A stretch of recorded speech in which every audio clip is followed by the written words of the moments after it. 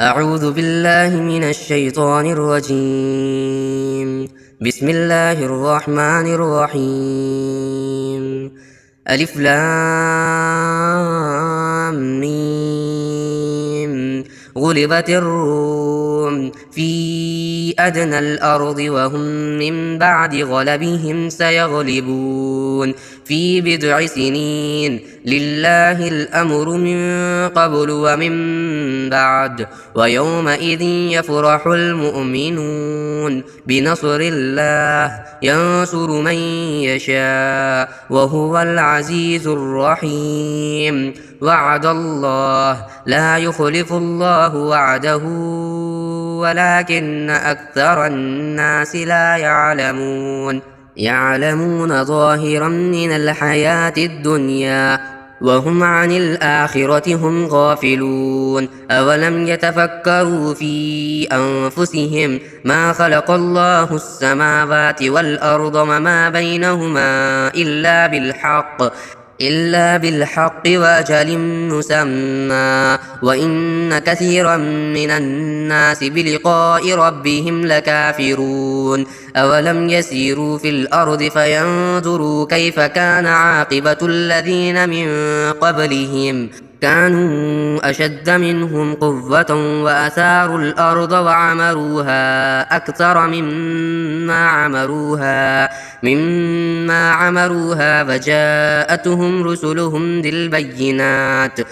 فما كان الله ليظلمهم ولكن كانوا أنفسهم يظلمون. ثم كان عاقبة الذين أساءوا السوء أن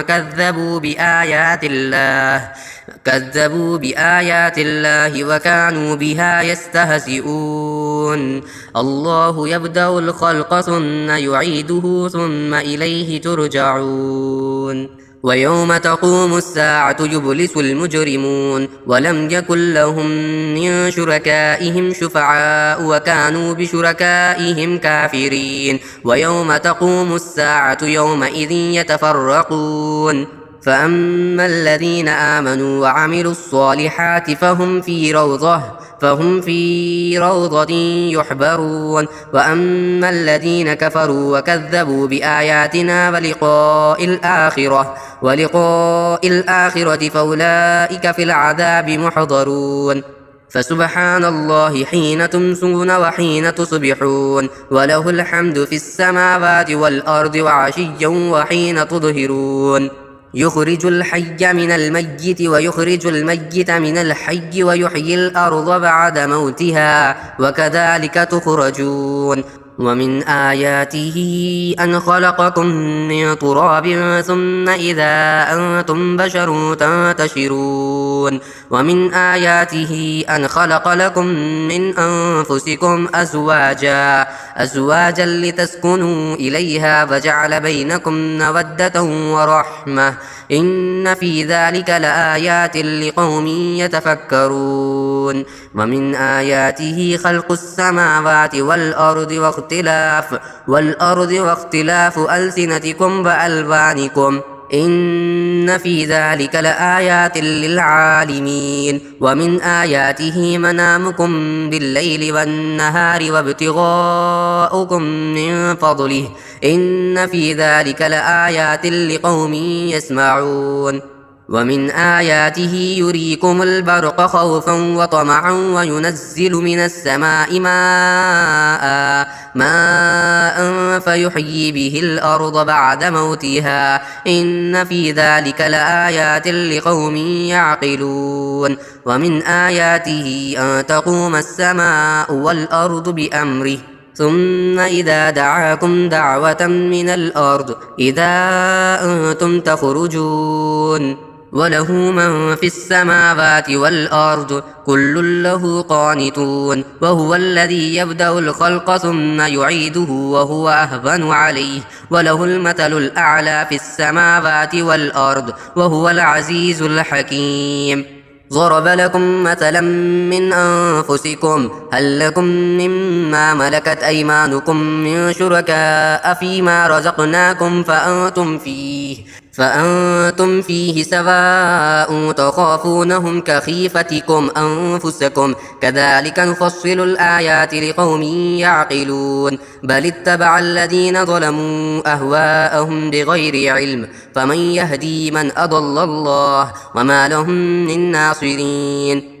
فاقم وجهك للدين حنيفا فطرة الله التي فطر الناس عليها لا تبديل لخلق الله ذلك الدين القيم ولكن أكثر الناس لا يعلمون منيبين إليه واتقوه وأقيموا الصلاة ولا تكونوا من المشركين من الذين فرقوا دينهم وكانوا شيعا كل حزب بما لديهم فرحون وإذا مس الناس ضر دعوا ربهم منيبين إليه ثم إذا أذاقهم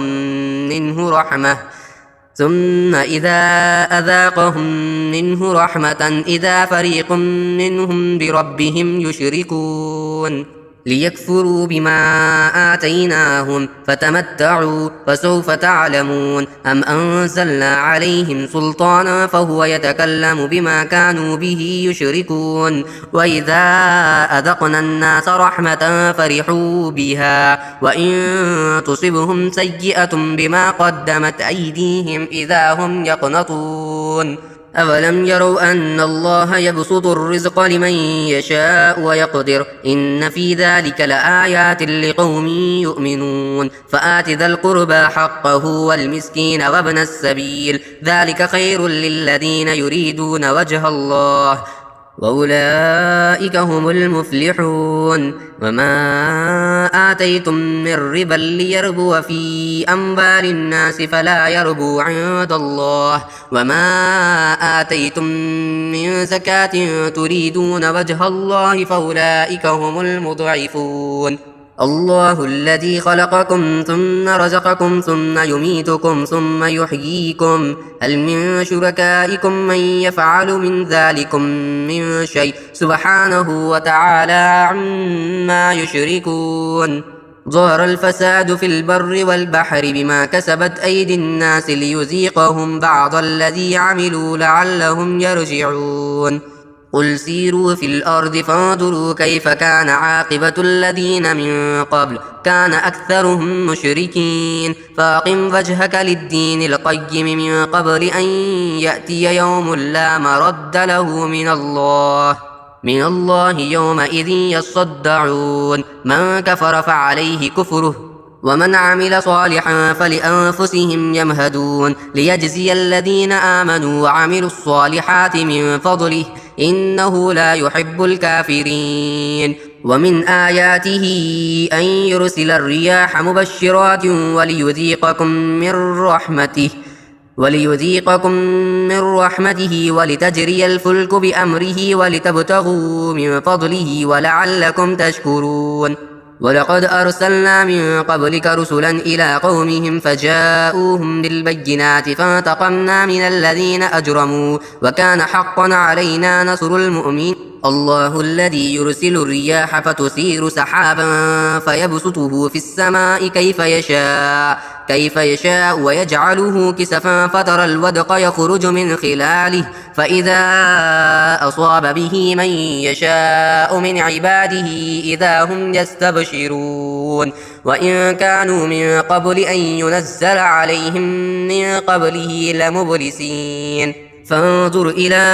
آثار رحمة الله كيف يحيي الأرض بعد موتها إن ذلك لمحيي الموتى وهو على كل شيء قدير ولئن أرسلنا ريحا فرأوه مصفرا لظلوا من بعده يكفرون فإنك لا تسمع الموتى ولا تسمع الصم الدعاء إذا ولوا مدبرين وما أنت بهاد العمي عن ضلالتهم إن تسمع إلا من يؤمن بآياتنا فهم مسلمون الله الذي خلقكم من ضعف ثم جعل من بعد ضعف قوة ثم جعل من بعد قوة ضعفا وشيبة يخلق ما يشاء وهو العليم القدير ويوم تقوم الساعة يقسم المجرمون ما لبثوا غير ساعة كذلك كانوا يؤفكون وقال الذين أوتوا العلم والإيمان لقد لبثتم في كتاب الله إلى يوم البعث فهذا يوم البعث ولكنكم كنتم لا تعلمون فيومئذ لا ينفع الذين ظلموا معذرتهم بلا هم يستعتبون ولقد ضربنا للناس في هذا القرآن من كل مثل ولئن جئتهم بآية ليقولن الذين كفروا إن أنتم إلا مبطلون كذلك يطبع الله على قلوب الذين لا يعلمون فاصبر إن بعد الله حق ولا يستخفنك الذين لا يوقنون